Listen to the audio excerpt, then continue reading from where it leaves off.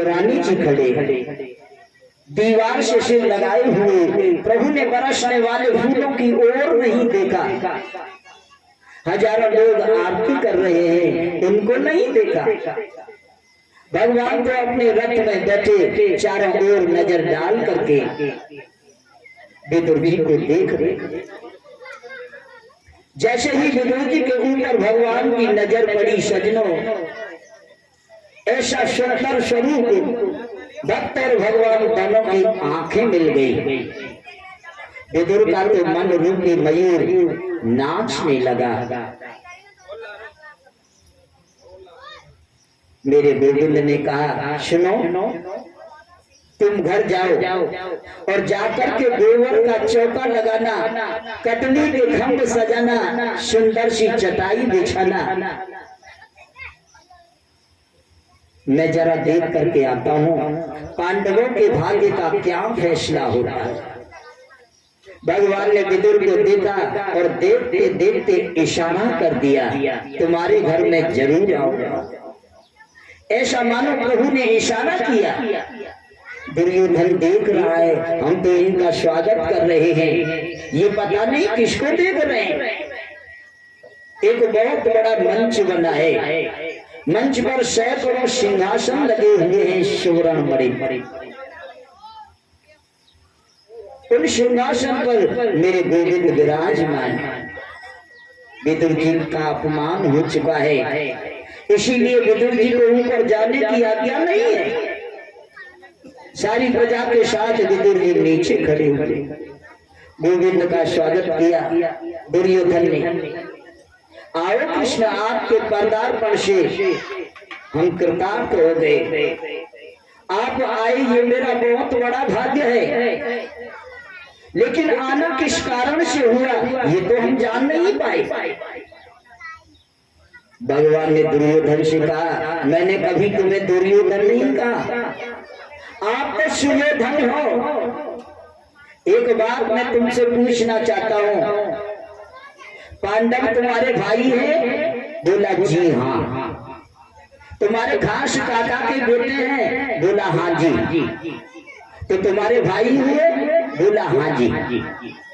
तो आधे राज्य के अधिकारी हुए? बोला बिल्कुल नहीं, ऐसा कैसे हो सकता है? क्यों नहीं हुए?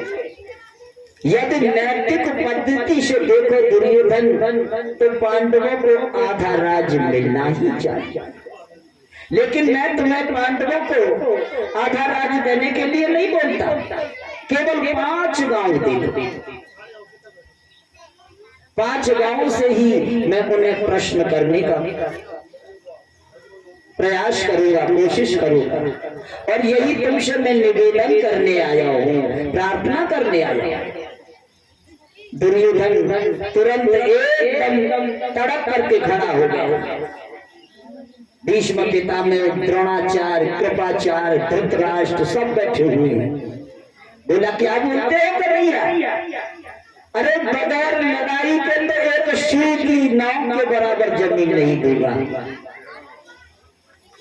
भगवान ने कहा, अभी तूने युद्ध भी विभीष का नहीं देखी, ये तो तूने नानी जी से कहानी में पढ़ा होगा, बाल अवस्था में पुस्तकों में पढ़ा होगा। हजारों स्त्रियां विधवा हो जाएंगी, लाखों बच्चे अनाथ हो जाएंगे। दुर्योधन, एक शांति दूत के साथ में कैसा व्यवहार करना चाहिए, तुमको इतना भी शऊर नहीं? धृतराष्ट्र ने दुर्योधन का हाथ दबा दिया। पागल, बोलना भी नहीं आता? दुर्योधन ने तुरंत हाथ जोड़ करके कहा, क्षमा करना कन्हैया, मैं बचपन से ही तो दंड रहा, पता नहीं मुझसे क्या बोल जाता हूँ, लेकिन बाद में मुझे पश्चाताप होता है। खैर जाने दीजिए, ये राजनीति की बातें बाद में होती रहेंगी, लेकिन आप अंदर पधारिए। मेरी माता गांधारी ने 56 प्रकार के भोजन अपने हाथों से बनाए हैं आपके लिए। मेरी गोविंद ने मुस्कुरा करके कहा, देखो दुर्योधन, जानते हो भोजन जो है केवल 2 परिस्थितियों में किया जाता है। कौन सी? या तो भोजन कराने वाले के मन में श्रद्धा हो, भाव हो, या भोजन करने वाला भूख से पीड़ित हो यानी भूखा हो। तुम्हारे मन में श्रद्धा नहीं है और मेरे पेट में भूख नहीं, इसलिए भोजन तो करने का कोई प्रश्न ही नहीं होता। और आज तो मैं भोजन कर ही नहीं सकता। क्यों? क्योंकि आज तो श्रीमान विदुर जी के घर मेरा निमंत्रण नौता। इसी सभा में विदुर जी बैठे हुए, सोचा मैंने कभी इनको निमंत्रण दिया, मेरी तो कोई बात भी नहीं। और सभा में कहते हैं विदुर जी के घर निमंत्रण। विदुर जी ने कन्हैया से इशारे में पूछा, भगवान ने इशारा कर दिया, आप चुपचाप बैठे रहिए, हम जो कहते हैं सब ठीक कह रहे हैं। विदुर जी तो सभा छोड़ करके चल दिए। सोचा क्या भरोसा कन्हैया का, सीधा कहीं घर चला आया तो कुछ व्यवस्था तो होनी चाहिए। विदुर जी बाजार में गए, कहीं से माखन खरीदा, कहीं से मिश्री खरीदी, कहीं से खोआ के लड्डू खरीदे। गोविंद आ जाए तो कुछ व्यवस्था तो घर में होनी चाहिए। मेरे खाने का ठिकाना नहीं, प्रभु को क्या खिलाऊं? लेकिन दुर्योधन ने हंस करके कहा, विदुर के घर आपका निमंत्रण, रहने तो कन्हैया, अपने खाने का ठिकाना नहीं, आपको क्या खिलाएंगे? मेरे गोविंद बोले, इसकी मुझे परवाह नहीं, जब निमंत्रण किया है तो भोजन की व्यवस्था भी होगी। दुर्योधन ने कहा, लेकिन कन्हैया आप द्वारिका से सीधे मेरे घर आए हैं, विदुर जी से तो आपका मिलना नहीं हुआ, फिर विदुर जी ने आपको भोजन का निमंत्रण कब दे दिया? भगवान बोले, द्वारिका में उनका पत्र गया था, हस्तिनापुर आओ तो पहला भोजन मेरे घर ही पाना। दुर्योधन बोला, मैं भी तो देखता हूँ विदुर जी आपका क्या स्वागत करते हैं, आपको क्या खिलाते हैं। मेरे गोविंद बोले, इसकी मुझे परवाह नहीं। मेरे गोपाल चल दिए, एक बात ध्यान दें, जैसे लोग मंदिर में जूते उतार करके जाते हैं बंधुओं, वैसे ही भगवान जब भक्त के घर जाते हैं तो चरण पाद का उतार करके जाते हैं, नंगे पैर जाते हैं। भगवान की दृष्टि में भक्त का घर मंदिर के समान होता है। मेरे प्रभु नंगे पैर से चले विदुरानी बेचारी स्नान बना रही थी। प्रभु ने द्वार पर जाकर के कुंडी खटखटा दी, खोलो। विदुरानी ने सुना स्नान कर रही थी, स्नान में तन्मय थी, और जैसे ही सुना ये तो मेरे कन्हैया की आवाज, ये तो मेरे गोविंद की आवाज, स्नान करती ही दौड़ पड़ी, वस्त्र बदलना भी भूल गई, गीले वस्त्रों में ही आकर के द्वार खोला। आओ केशव, आओ केशव, लाला पधारो। मेरे द्वारिकाधीश आ गए। मैया ने प्रभु को सारे आंगन में घुमा दिया और बंधु प्रभु कहने लगे, मैया उल्टे पट्टा बिछा दिया, उल्टे पट्टे पर प्रभु को बिठा दिया। लेकिन बंधु मेरे प्रभु के भाव को छूटे। आज विदुरानी से कहने लगे, मैया हमें भूख लगी है, कुछ खाने को दीजिए। आज प्रभु कह रहे हैं और मैया के घर भाव विभोर, मैया भाव विभोर हो गई।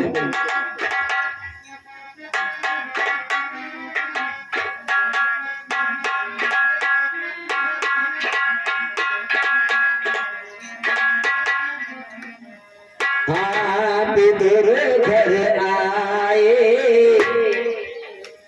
विदुर घर आए मोर श्याम,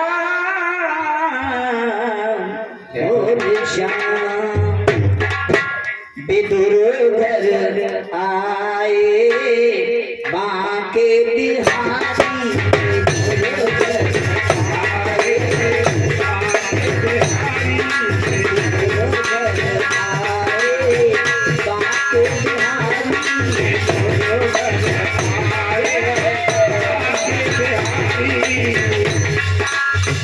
बांके बिहारी।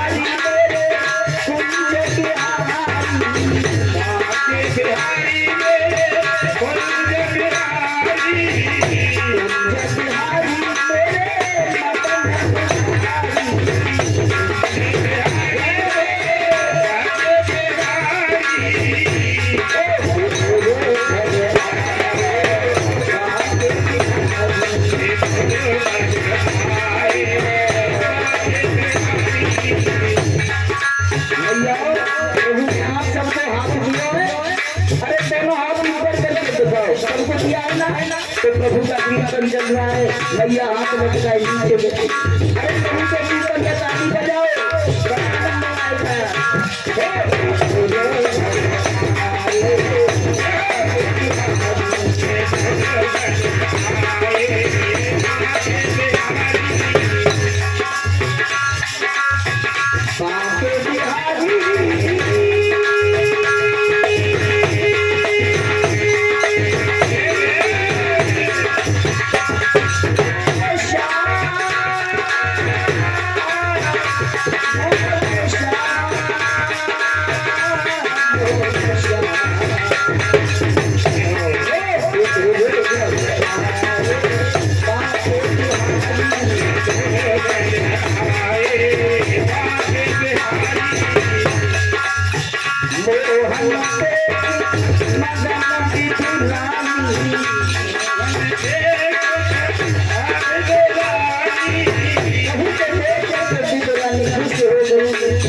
आनंदित हो रही है, प्रफुल्लित हो रही है, तन मन की शुद्ध भूल गई, पागल हो जाती है प्रेम से।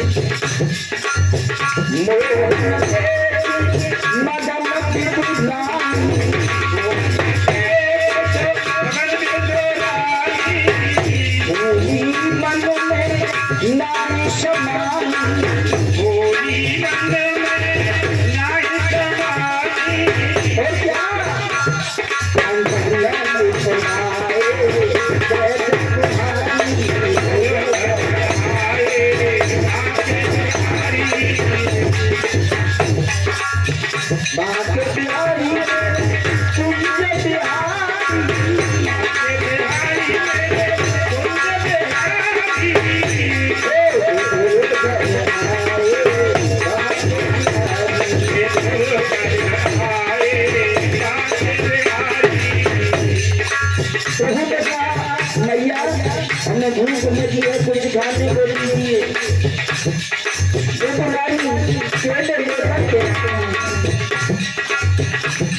प्रेम में ऐसी पागल हो गई, केला के फल को फेंक देती है और छिलका मेरे गोविंद को खिला देती है। फल फेंके और प्रभु खिलावे,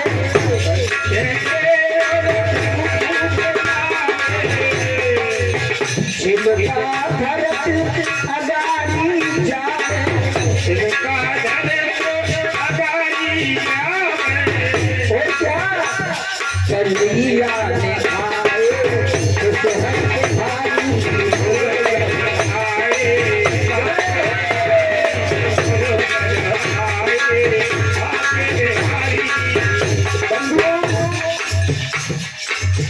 प्रभु भूखे नहीं होते, ऐसा उपनिषद का सिद्धांत है।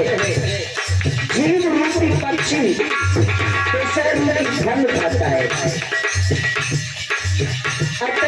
दुखी होता है।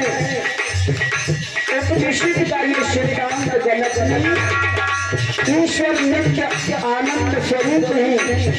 भागवत का ये सिद्धांत सच्चा है, ईश्वर तृप्त है, किंतु जब किसी व्यक्ति का हृदय प्रेम से भर आता है तो वो निष्काम होने पर भी सकाम बनते हैं। थोड़ा धीरे सकाम बनते हैं, सगुण होने पर भी निर्गुण निराकार बनता है। ईश्वर प्रेम के भूत हैं, इसीलिए ज्ञान से प्रेम श्रेष्ठ है। प्रेम में ऐसी शक्ति है बंधुओं कि जड़ को भी चेतन बना देता है, निष्काम को सकाम बना देता है, निराकार को साकार बना देता है। वस्तु का परिवर्तन करने की शक्ति ज्ञान में नहीं है, प्रेम में। और स्वादिष्टता मिठास वस्तु में नहीं है, प्रेम में है। शत्रु की हलवा पूरी भी विष जैसी लगती है। भगवान को दुर्योधन के निष्ठान अच्छे नहीं लगे, किंतु विदुर जी के यहाँ केले के छिलके खाए। बंधुओं बड़ा आनंद आया। प्रबल प्रेम की धारा बहा रही,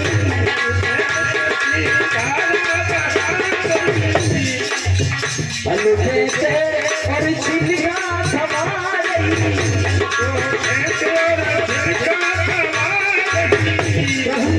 मैया बहुत आनंद आ रहा है। स्वाद बड़ी आए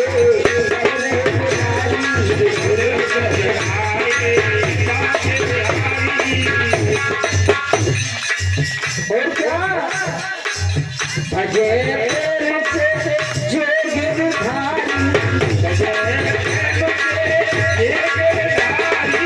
मेरे गोविंद को जो राम के साथ श्रद्धा के साथ प्रेम के साथ जो बनता है उसका बेड़ा पार हो जाता है। अजय प्रेम से जो गिरधारी,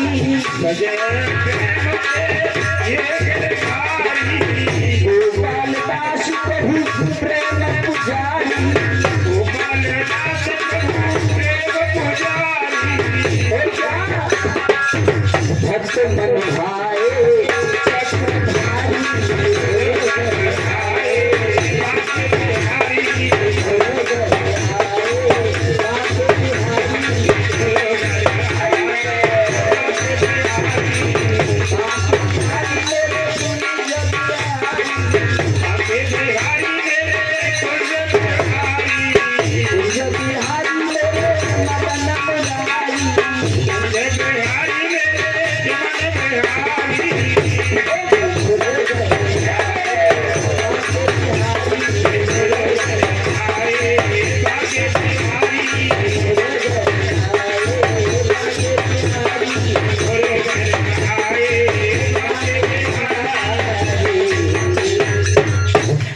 वृंदावन बिहारी लाल की जय हो। जय श्री राधे श्याम। भगवत प्रेमियों, आज विदुर जी की कुटिया पर मेरे गोविंद विराजे। मेरे गोविंद तो केवल भाव के भूखे, और गीता में प्रभु ने स्पष्ट कर दिया है, भाव का भूखा हूं मैं, भाव ही एक सार है, भाव से मुझको भजे तो भव से बेड़ा और भाव बिन कोई पुकार, जिसके अंदर भाव नहीं वो कैसे भी पुकार, भाव बिन कैव कोई पुकारे, मैं कभी सुनता नहीं, और भाव जिस भक्त में करता मुझे ना, जिसके अंदर भाव होता है वहां तो मेरे गोविंद को जाना ही पड़ता है। सुखदेव जी कहते हैं, राजन यदि परमात्मा जाति को देखते तो विदुर जी के घर जाकर के छिलके क्यों खाते। एक और बात कहूं, भगवान जब अपनी लीला को संपन्न करके जा रहे थे बंधुओं, भगवान ने किसी की याद नहीं की। उद्धव जी ने श्री कृष्ण से प्रश्न किया, भगवान आपके 24 अवतार हैं, जगह जगह आप प्रसाद पाते हैं, परंतु एक बात अंदर की आपसे पूछना चाहता हूं। भगवान बोले, कहो।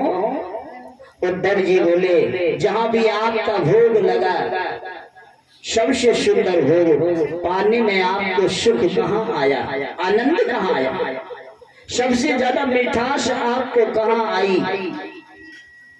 मेरे गोविंद के नेत्र सजल हो। उद्धव से बोले, उद्धव जी सबसे ज्यादा भोजन में स्वाद मुझे केवल 2 जगह आया, एक तो शबरी के घर बेर खाई तब, और एक बार विदुरानी के घर केले के छिलके खाए तब आया। इन 2 जगहों पर मुझे जो आनंद जो सुख मिला वो और कहीं नहीं मिला। कहने का भाव क्या है बंधुओं, परमात्मा भाव के भूखे, और प्रभु ने उद्धव को ये कहा, आज मुझे मेरे विदुर जी की मुझे याद आ गया। तुम जा रहे हो, जहां कहीं भी तुम्हें मेरा विदुर मिले उसे मेरे समाचार अवश्य है। मेरे मन की भावना आज उद्धव जी महाराज भगवान से आज्ञापित होकर के जाते। उद्धव जी को रास्ते में सरस्वती के किनारे श्री विदुर जी से मिलना हो गया। एक है ज्ञानी भक्त, दूसरा है नीतिज्ञ भक्त, दोनों का मिलन हुआ। यहीं से भागवत में आरंभ होता है विदुर और उद्धव संवाद। भगवत प्रेमियों, देखिए उससे बड़ा भाग्यवान संसार में कौन होगा बंधु, जिसकी याद स्वयं परमात्मा करता है। भगवान की याद तो सब लोग करते हैं और भगवान याद करते हैं विदुर जी को। इसीलिए प्रभु के संदेश वाहक बनकर के श्री उद्धव जी ने विदुर जी से सत्संग किया। आदरणीय सुखदेव जी महाराज कहते हैं, उद्धव जी जब विदुर जी से मिले तो विदुर जी और उद्धव दोनों का कंठ एकदम अवरुद्ध हो गया। दोनों की परिस्थिति भिन्न बन गई, वचन मुख से निकलता ही नहीं। विदुर कहते हैं, उद्धव तुम बहुत बड़े भाग्यवान। उद्धव कहते हैं, आप भाग्यवान हो। उद्धव जी ने कृष्ण की बाल लीलाएं, कृष्ण का दिव्य किशोर चरित्र श्री विदुर जी को कह सुना। शुरू करके विदुर उत्कंठित हो गए और कुछ जानने के लिए महात्मा उद्धव से कहा, हरिद्वार में एक संत रहते हैं, नाम है मैत्रेय मुनि। मैत्रेय मुनि ब्राह्मण है और विदुर जी दासी पुत्र हैं। लेकिन जानते हो,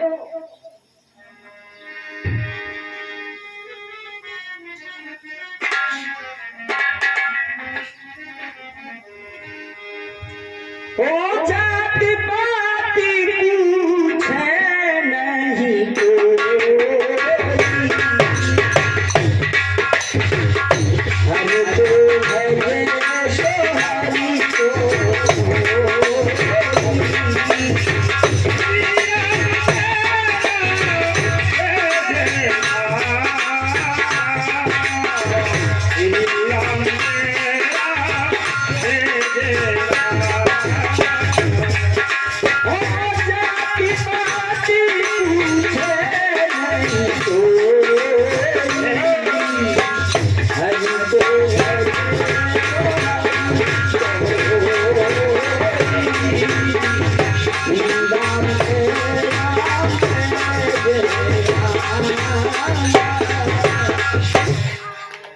परमात्मा से संबंध जिसका जुड़ गया, फिर वहां जाति क्या?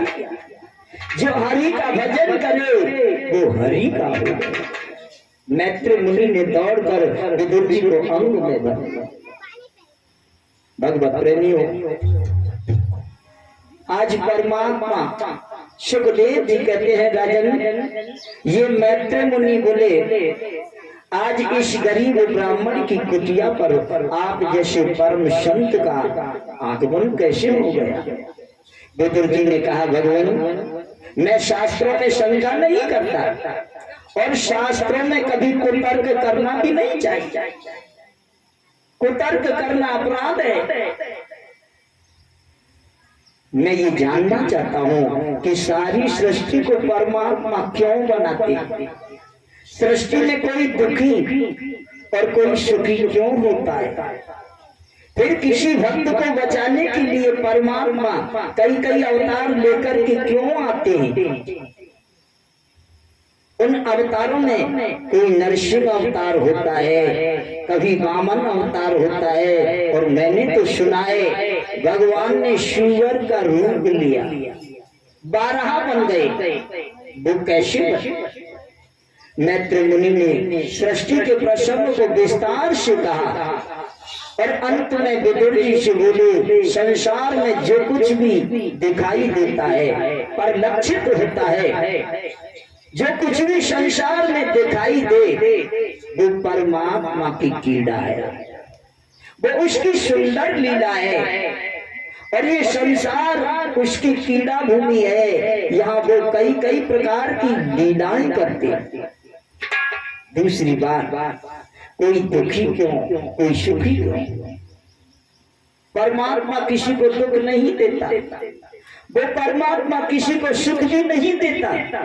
ये सुख और दुख तो अपने कर्म के अनुसार ये जीव भोगता है। क्यों?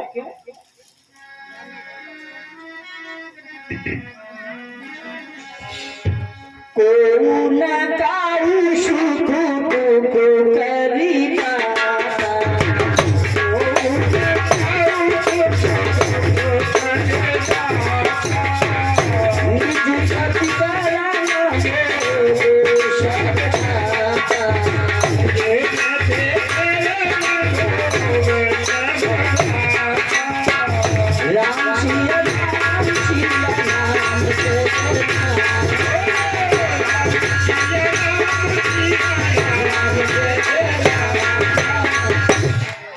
ये संसार में जो कुछ भी हम भोगते हैं सज्जनों, अपने कर्म और प्रारब्ध के अनुसार भोगते हैं।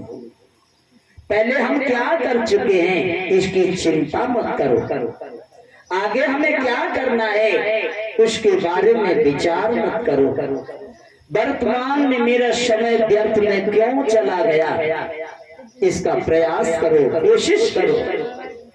वर्तमान का जिसने सदप्रयोग किया है विदुर, उसका भूतकाल भी श्रेष्ठ होगा और भविष्य भी उज्जवल बनेगा, अच्छा बनेगा, भविष्य भी निर्मल बनेगा।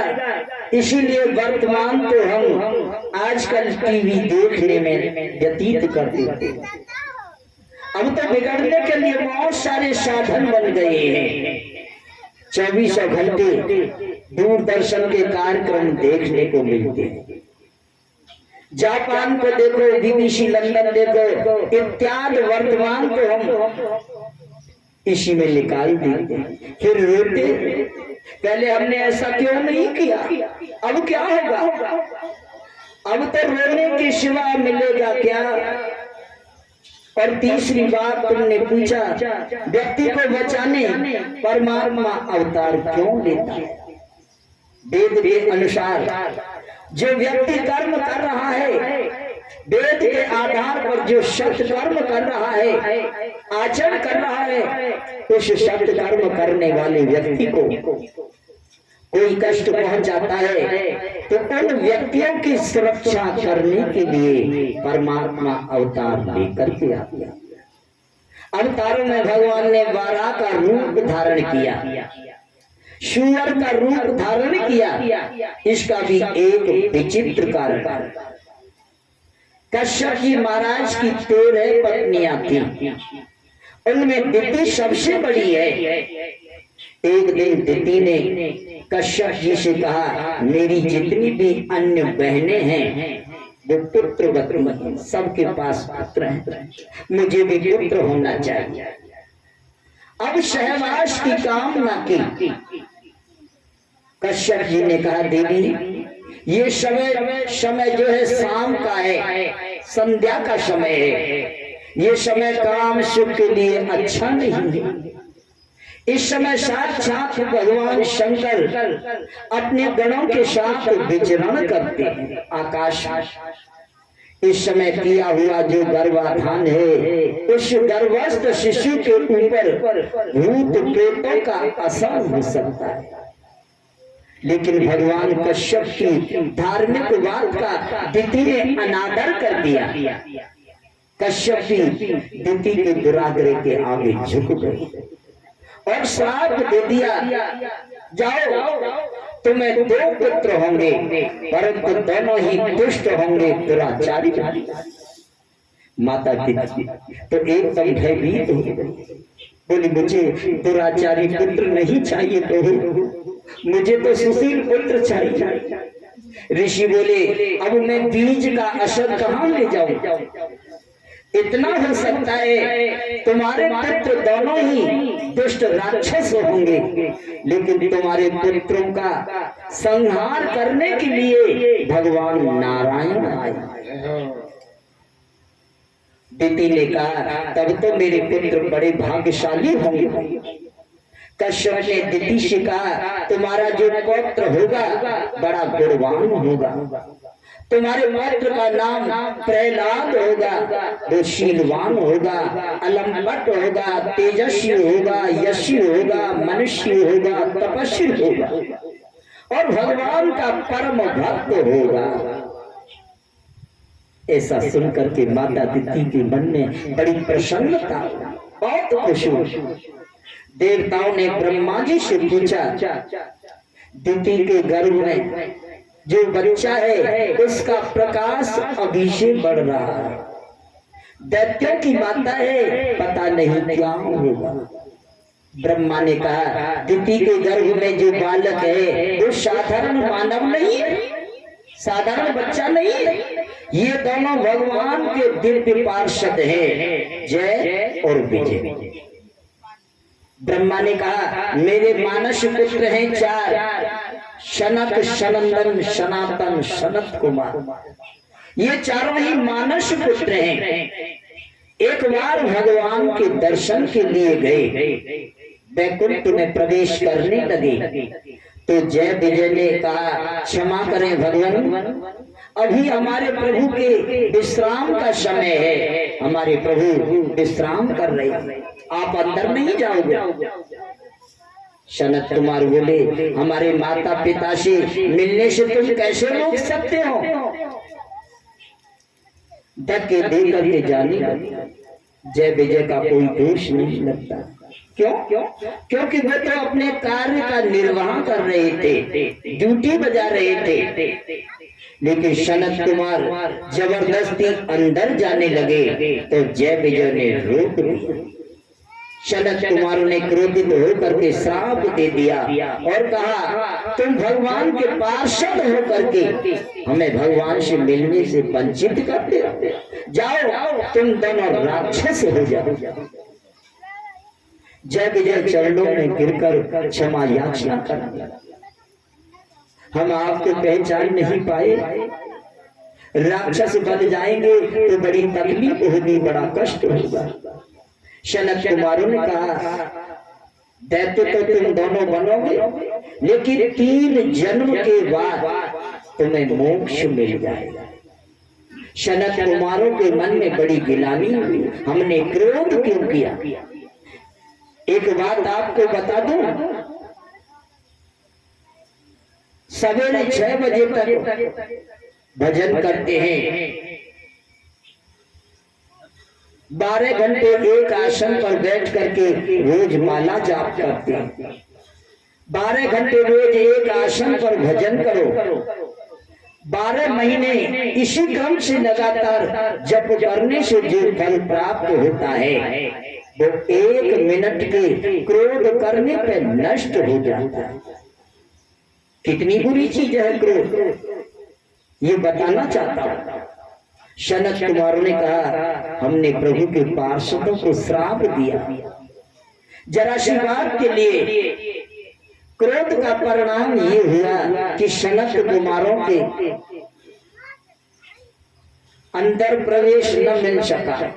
भगवान ने स्वयं आकर के द्वार पर दर्शन दिए। सनत कुमार बोले हमसे अपराध हुआ है और तपस्या का जो संचय किया हुआ फल था सब नष्ट हो गया, प्रभु से क्षमा मांगा। बद्र का आश्रम में चले गए, वहां जाकर के पुनः तपस्या करने लगे। वही दोनों पार्षद जय विजय माता दिति के गर्भ में बालक बनकर के आए। दोनों का जन्म हुआ, एक का नाम है हिरण्याकश्यपु, दूसरे का नाम है हिरण्याक्ष। और मैं स्पष्ट बता दूं बंधुओं, कश्यप जो है वो शतगुण का नाम, शतगुरु को हम लोग कश्यप कहते हैं और कश्यप की पत्नी दो है, एक है दिति और दूसरे है अदिति। दिति माने होती है भेद बुद्धि और अदिति माने है अभेद बुद्धि। तो दिति के पुत्र होते हैं दैत्य और दैत्य में हिरण्याकश्यपु और हिरण्याकश्यपु कहते हैं अभिमान को और हिरण्याक्ष कहते हैं लोभ को। जहां भेद बुद्धि होगी वहां अभिमान व लोभ दोनों का प्रादुर्भाव होगा, दोनों बढ़ते जाएंगे। जहां अभेद बुद्धि है वहां देवताओं का वास होता है। ये सतगुण के ही प्रताप माने जाते हैं। हिरण्याकश्यप बड़ा दुष्ट है। पृथ्वी पर प्रलय का समय आया सजनों, पृथ्वी समुद्र में डूब गई। देवता लोग चिंतित हो रहे थे, पृथ्वी को निकालने कौन। ब्रह्मा जी बैठे हुए थे, कीर्तन करते करते ब्रह्मा जी को छींक आ गई और उनकी नासिका से छोटा सा सूअर का बालक निकला और समुद्र में डूबकर 12 भगवान ने अपनी दाढ़ पर पृथ्वी को लेकर के निकलने लगे। अब पृथ्वी को डूब जाने पर जो प्रतापी लोग हैं वो आकाश मार्ग में उड़ते थे। प्राचीन भारत का विज्ञान इतना विचित्र था सजनों, लोग आकाश में उड़ते थे। इधर से उड़ रहा है, उड़ रहे हैं नारद जी, उधर से उड़ रहा था हिरण्याक्ष। हिरण्याक्ष ने नारद जी को देखा और देखते देखते पकड़ लिया और बोला, खाली वीणा ही बजाते हो या कुछ लड़ना झगड़ना भी आता है? नारद जी बोले, हम कुछ नहीं जानते।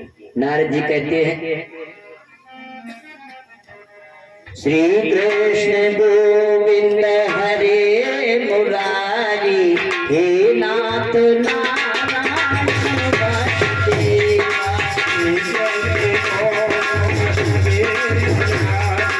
हे नाथ नारायण वासुदेवा, हे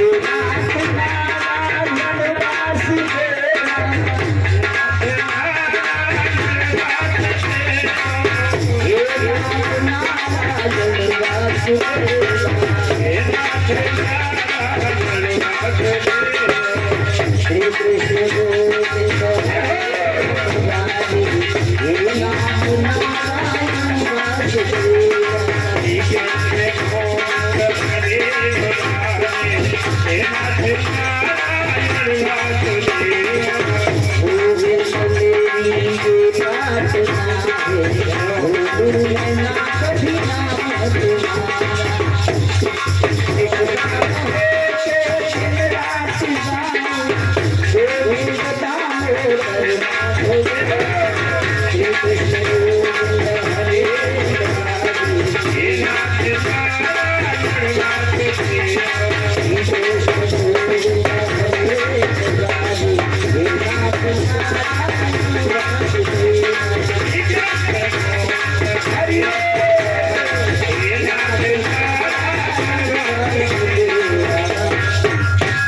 बोलो वृंदावन बिहारी लाल की जय, जय श्री राधे श्याम।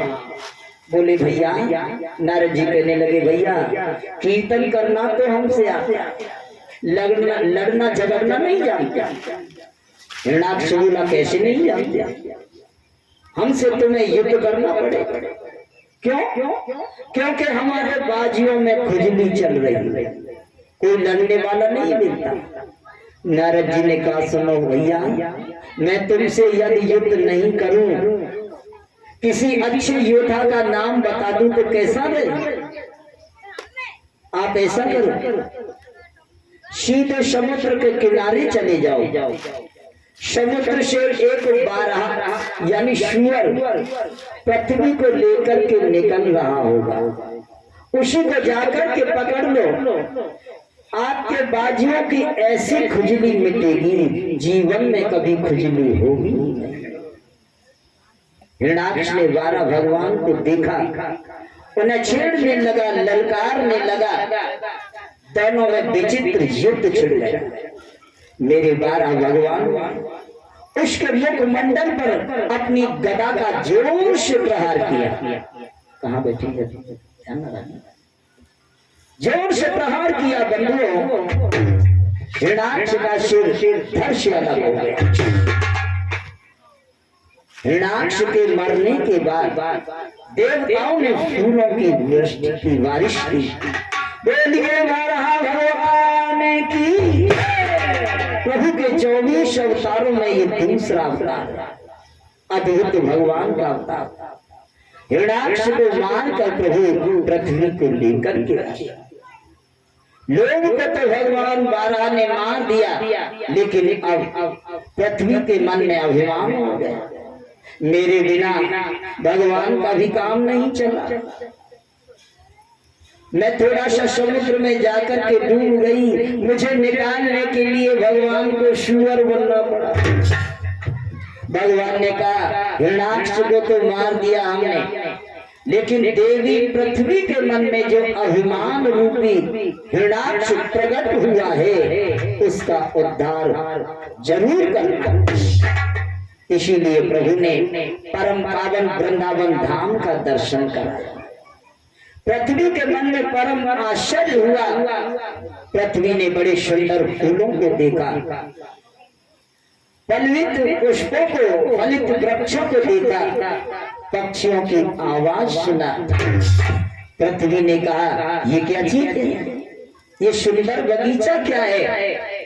12 भगवान बोले ये मेरा वृंदावन धाम है।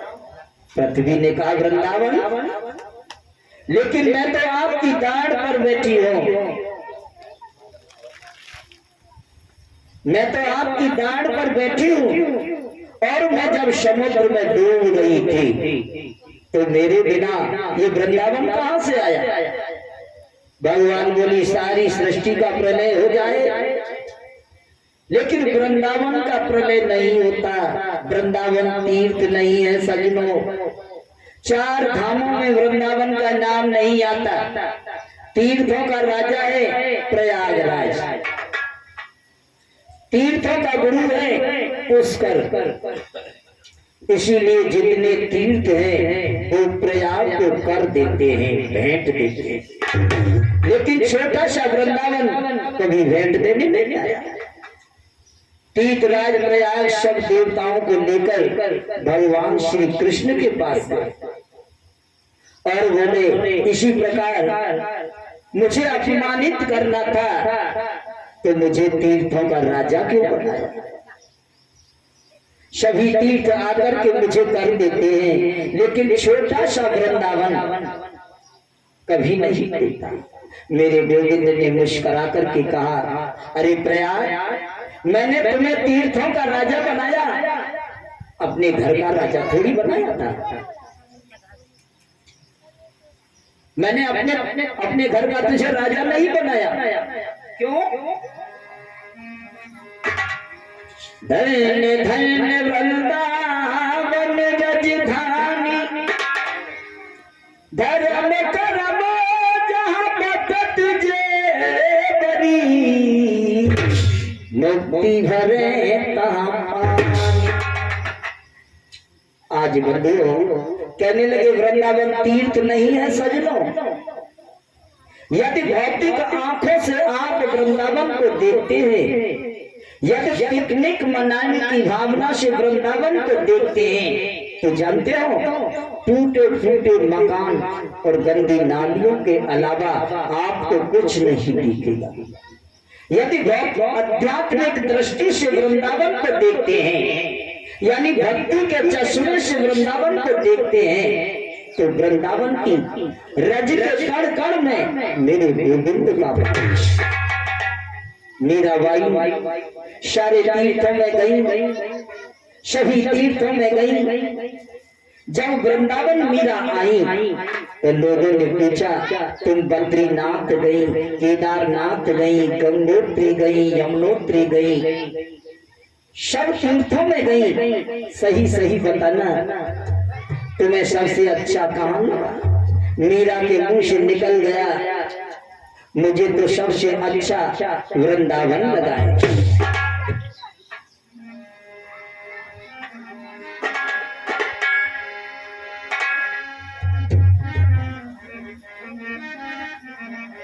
आलीली मोह लागे वृंदावन को, लागे वृंदावन को, नीको नाम हरि को सखी है, लागे वृंदावन को, नीको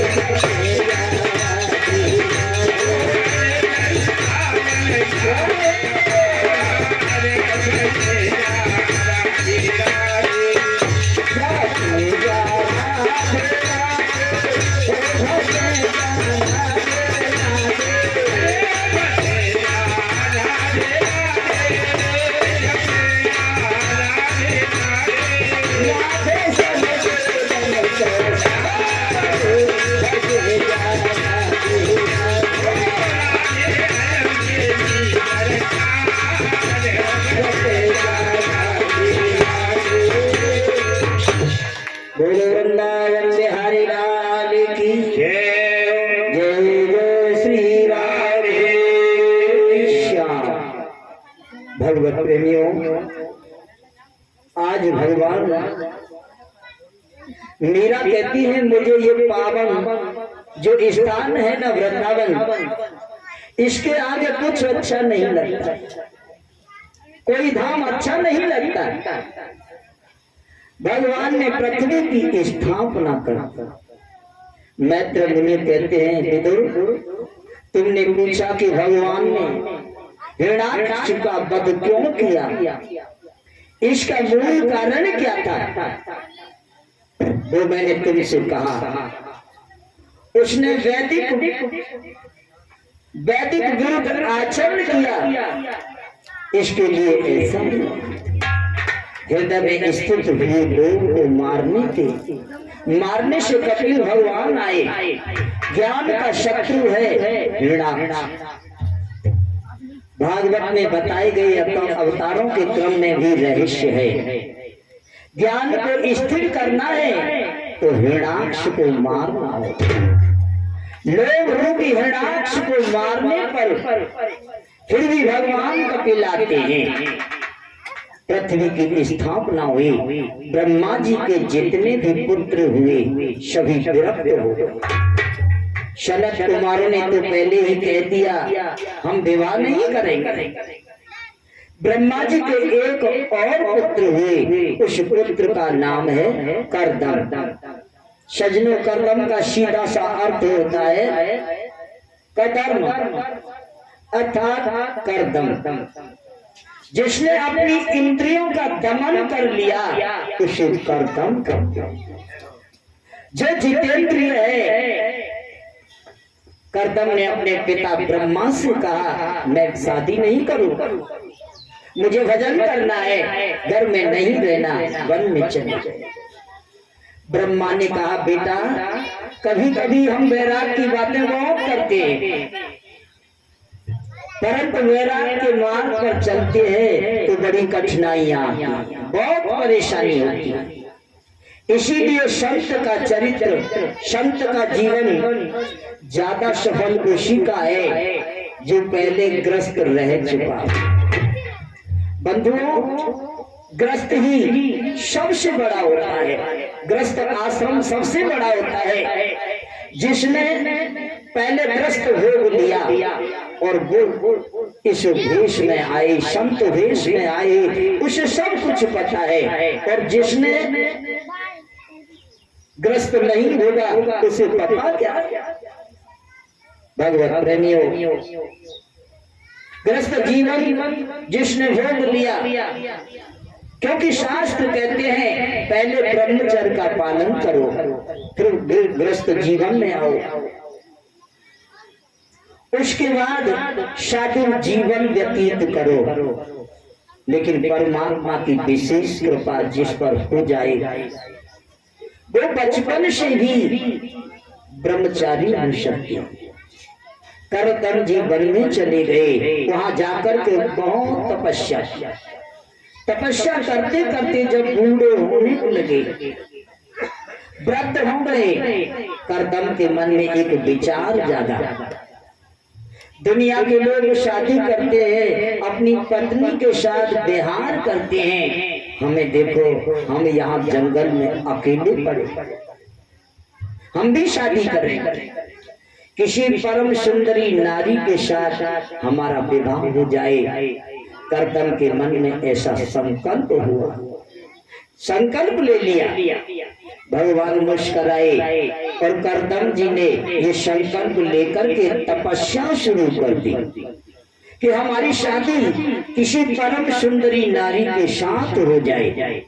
प्रभु ने सोचा कोई तपस्या करता है मुक्ति पाने को, कोई तपस्या करता है भक्ति पाने को, कोई तपस्या करता है भगवान की प्राप्ति के लिए।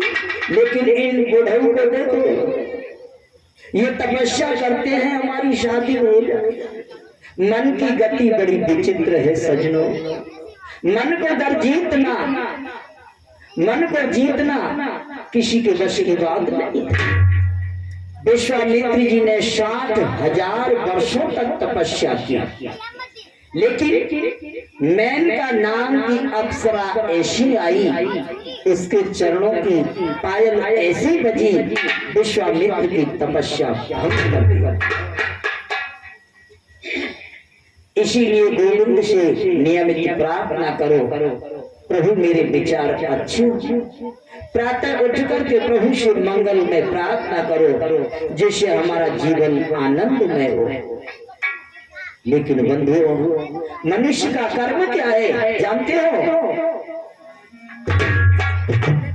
मनुष्य का ये धर्म है, मनुष्य का ये धर्म है, ईश्वर की कर आराधना, इंद्रिय दमन कर ज्ञान के, अंकुश से मन को मारना, इस मस्त गज के रोकने में। बंधुओं, ये मन बहुत बड़ा शक्तिशाली हाथी है, बहुत बड़ा है। इस मस्त गज के रोकने में तू सफल हो जाएगा, अक्षर अक्षर सत्य है, सम्मान जग में पाएगा। और क्या, गौर से देखो तो भक्तो, संसार शब्द असार है। इस संसार में कोई सार नहीं है, मिथ्या है, सब झूठा है।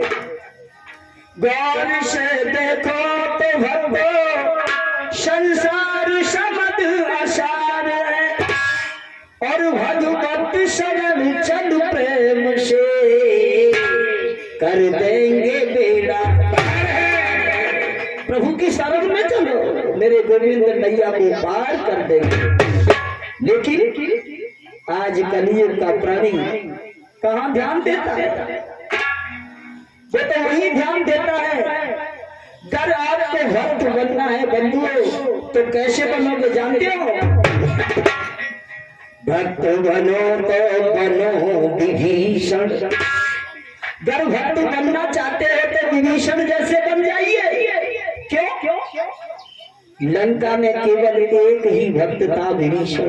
बाकी सब राक्षस थे, और एक भक्त का रहना राक्षसों के बीच में, सारा गांव राक्षसों का हो, और एक भक्त रह सकता है क्या?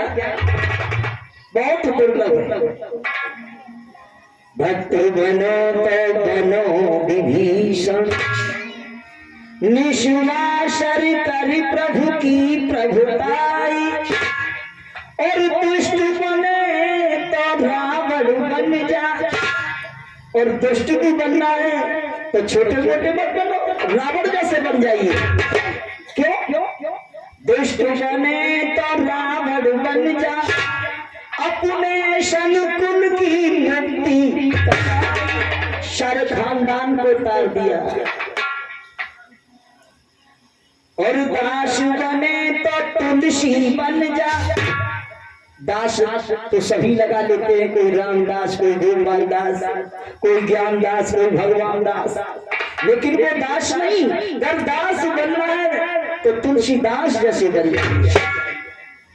दास बनो तो तुलसी बन जा, और प्रेम करो तो मीरा। और अगर प्रेम भी करना है तो मीरा जैसे बन जाइए। सारे परिवार को तार दिया, सारे कुटुंब को छोड़ दिया, कहने लगी मीरा मेरा कोई नहीं, मेरे तो गिरधर गोपाल दूसरों में, और जाके शिव मोर मुकट मेरो पति। तो बंधु कहे गोपाल सुनो हरि भक्तो, राम भजो तुम राम, मेरे गोविंद के नाम का गुणगान करो। तो भजन के माध्यम से ब्रज की परिक्रमा करने के लिए चल रहे हैं। सभी भक्तगण ताली बजाएंगे हाथों से, और मुंह से प्रभु के नाम का गुणगान करेंगे, जिह्वा को पवित्र करेंगे। प्रभु का नाम लेने से हमारी जिह्वा पवित्र होती है। देखिए, एक दिन भगवान पापों ने भगवान से कहा, गोविंद हम कहाँ रहे, हमारे रहने का ठिकाना तो बताओ, हम कहाँ रहे? पाप कहे गोपाल सो, तुम हमको जगह बताओ, और जो मुख से कीर्तन ना करे, तुम उनके मुंह में। बंधुओं, भगवान कहने लगे जो मुंह से भगवान के नाम का गुणगान नहीं करता है तो ये तो कलयुग है। कलयुग उनके जिह्वा पे जा करके बैठ जाता है, सिर पे बैठ जाता है, इसीलिए मुंह से गुणगान नहीं निकलता है, नहीं सीखा।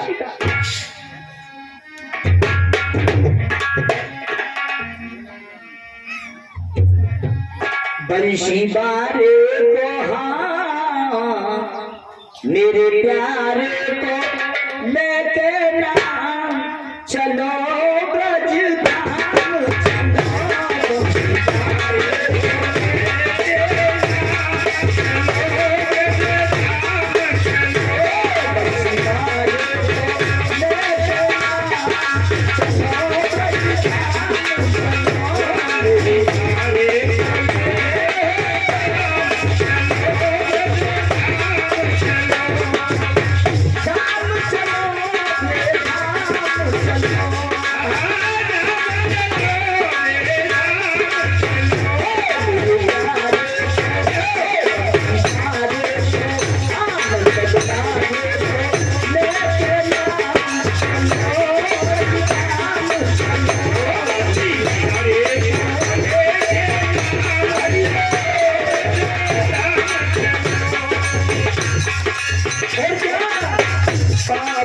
पवित्र है ब्रज की भूमि,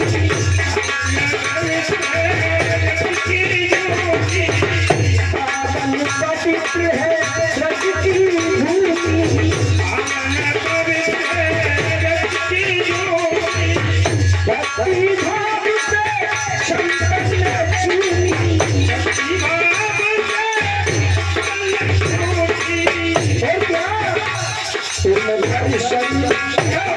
तुम दर्शन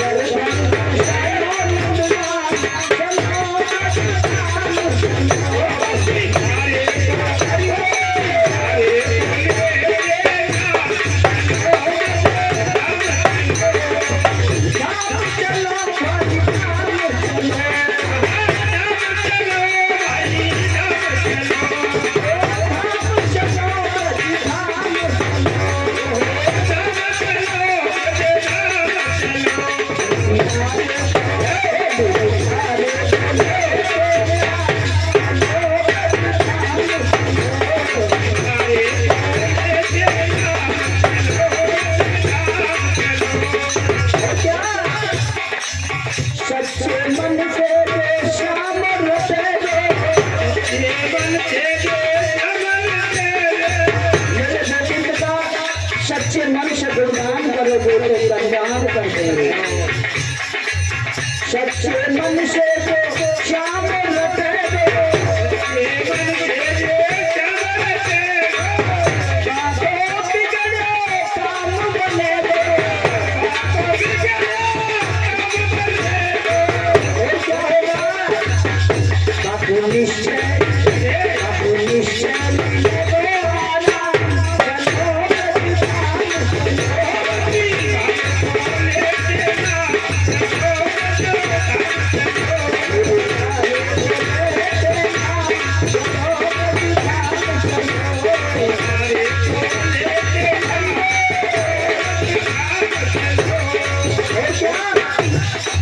राधे श्याम की लीला है।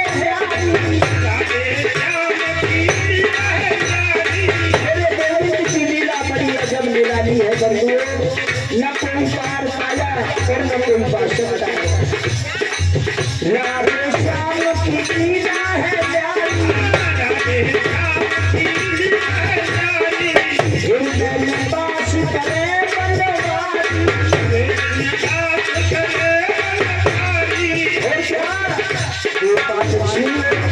गोपाल छुए गुरु के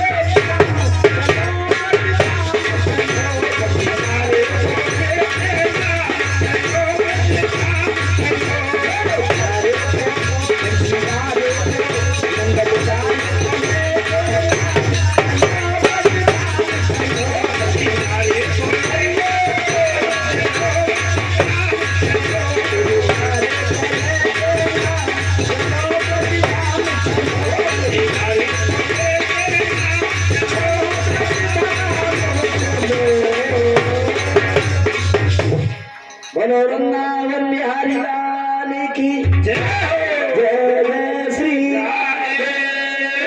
श्याम। भगवत प्रेमियों, मेरे गोविंद का गुणगान करोगे।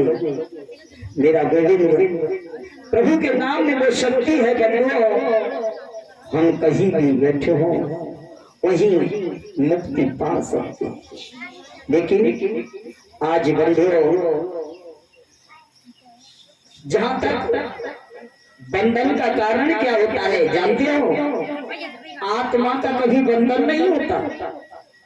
इसीलिए आत्मा की मुक्ति का सोचना भी बहुत बड़ा अपराध है। जिसका बंधन नहीं उसकी कैसी मुक्ति? आत्मा की कोई मुक्ति नहीं होती। बंधन और मुक्ति तो केवल मन का होता है। मन ही बंधन में डालता है, मन ही मुक्ति को देता है। यदि विषयों के प्रति हम आसक्त हैं तो हम बंधे हुए, और मन विषयों से हट गया तो हमारी मुक्ति हो गई। इसीलिए मन को विषयों से अनासक्त बनाओ।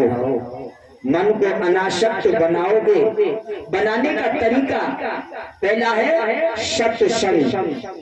सत्संग करें, महापुरुषों के सामने बैठ करके परमात्मा की दिव्य लीलाओं का रसास्वादन करें। क्यों? क्योंकि भगवान के बारे में जब तक जानकारी न हो तो मन में लगेगा कैसे? कैसे कर पाओगे?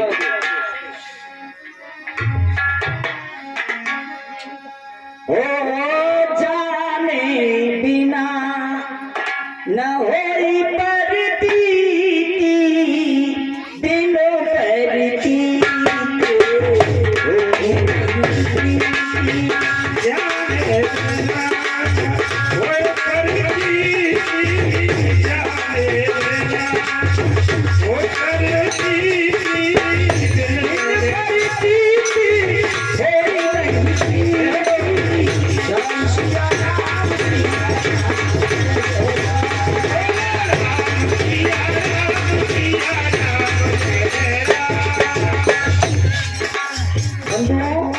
बिना जानकारी से परमात्मा को हम समझेंगे कैसे?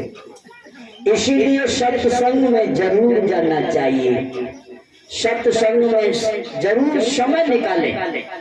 सत्य माने है अविनाशी, परमात्मा का जो संग करा दे उसी का नाम होता है सत्संग। आप सत्संग बोले चाहे सत्य का संग बोले, एक ही बात है। सत्संग करें, धीरे धीरे मन कृष्ण चरणों में लगेगा। मन को वश में करने का दूसरा तरीका है मां अष्टांग योग, यम नियम आसन प्राणायाम प्रत्याहार धारणा ध्यान और समाधि। भगवत प्रेमियों, मन को वश में करना है तो हम अहिंसक बने, शाकाहारी बने, सात्विक बने। हिंसा करने वाला, मांस भक्षण करने वाला व्यक्ति एकाग्र मन वाला नहीं हो सकता। बंधुओं, आपको जान करके आश्चर्य होगा, विदेशी लोग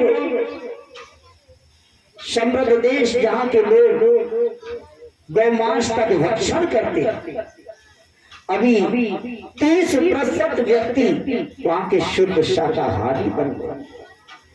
दिन दिन वहां शाकाहारी की प्रवृत्ति बढ़ती जाती है, लेकिन हम लोगों के यहाँ दिनों दिन लोग गिरते जा रहे हैं, क्योंकि डॉक्टरों ने अध्ययन करके जानकारी हासिल की कि कैंसर के मरीज 90% मांसाहारी होते हैं। हमें किसी प्राणी की हिंसा नहीं करनी चाहिए, अहिंसक और सत्य बोलने का संकल्प ले लें। और सत्य क्या है? ज्यादा से ज्यादा हम सत्य बोले, ये प्रयास करना चाहिए। और ब्रह्मचर्य का पालन करें, संयमित जीवन जिए, माता पिता की सेवा करें। प्रातः जल्दी उठना चाहिए, उठते ही हाथ पैर धो करके माँ बाप के चरण छूना चाहिए। मैं भगवान का एक पार्षद हूँ, एक भक्त हूँ, ऐसा सोचकर परमात्मा का चिंतन करो, परमात्मा के चरणों का नित्य चिंतन करो। और चिंतन भी क्या है सजनों? परमात्मा के चरणों में वज्र अंकुश ध्वजा आदि का चिन्ह, ये परमात्मा के चरणों के चिंतन की बात पहले क्यों कही? क्योंकि हमारा जो चित्त है ना सजनों, इसे चित्त क्यों कहते हैं? क्योंकि जन्म जन्मांतरों की वासना की गठरी हमारे चित्त में चिपकी हुई है, लगी हुई है। कर्मों की गठरी चित्त में चिपकी हुई है। जब गोविंद के चरणों का चिंतन करेंगे, कृष्ण पहले अपने चरणों को चित्त में स्थापित करेंगे, तो उनके चरणों के ध्वजा अंकुश वज्र आदि के द्वारा ये पाप की गठरी कट कट करके हट जाएगी और चित्त हमारा निर्मल हो जाएगा। आपने कहा व्यासी हमारे घर आइए, आपका निमंत्रण है। हमने कहा ठीक है, देखेंगे। लेकिन जैसे ही हम आपके घर में गए, आप पति पत्नी दोनों ने क्या किया? कूड़ा करकट और गंदगी दरवाजे पर डाल दी और दोनों हमें देख करके आपस में झगड़ा करने, झगड़ते भी जा रहे हैं, गंदगी भी सामने पड़ी है और हमसे कह रहे हैं आओ महाराज भीतर आए। हमने नाक बंद करके आपसे कहा सुनिए अभी समय लगे, फिर कभी आए, प्रयास करूंगा। कहने का मतलब क्या है? एक साधारण व्यक्ति भी आपके घर आता है तो वो चाहता है उसे शुद्धि मिले, उसे पवित्रता मिले, वातावरण अच्छा मिले। तो परमात्मा को हम हृदय रूपी घर में बिठाना चाहते हैं और उसमें काम आदि क्रोध की गंदगी भरी होगी तो क्या परमात्मा कभी आएंगे? इसीलिए पहले उनके चरणों का चिंतन करें और चिंतन के माध्यम से हृदय को शुद्ध करें, तब उस हृदय में मेरे गोविंद का प्राप्त होगा, हो सकता है। पहले चरणों का चिंतन करें, घुटनों का चिंतन करें, भगवान के कटी प्रदेश का चिंतन करें, प्रभु के उदर का चिंतन करें, नाभि का चिंतन करें, कंठ का चिंतन करें और धीरे धीरे मेरे गोविंद के मुखारविंद का चिंतन करें। हंसी से परिपूर्ण प्रभु के मुखारविंद का चिंतन करें। क्यों? क्योंकि शोक रूपी सागर में डूबा हुआ जो मनुष्य है उसे शोक सागर से निकालकर आनंद के समुद्र में पहुंचाने की ताकत केवल परमात्मा की हंसी में है। परमात्मा के चरित्र हैं, उसमें कृष्ण के चरित्र में जितना संकट आया उतना संकट कभी किसी भगवान के जीवन में नहीं आया। आप श्री कृष्ण के चरित्र में एक नजर डाल करके देखें, इनका जन्म कहाँ हुआ?